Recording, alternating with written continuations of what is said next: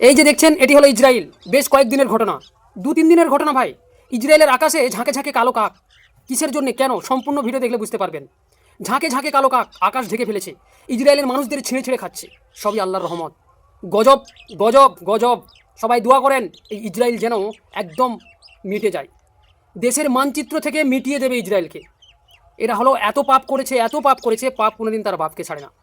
ইসরায়েলদের যারা গুরু রয়েছে, ইসরায়েল ধর্মদের যারা গুরু, বিশ্বগুরু যারা, ওরা গুরু বলে না, পণ্ডিত টণ্ডিত এভাবে বলে, তারা বলতো ইসরায়েলের মানুষদের বলতো যে যখন কালো কাকের ছায়া আকাশে প্রচুর পরিমাণে উড়বে, কালো কাক যখন প্রচুর পরিমাণে আকাশে উড়বে, তখন কিন্তু আমাদের বিপদ অনেক নিকটে, অনেক সামনে। আজকে সেদিন দেখতে পাচ্ছি। এটা হলো সবই আল্লাহর রহমত। গজব। এই কাক শেষ করে দেবে, এই পাখি শেষ করে দেবে।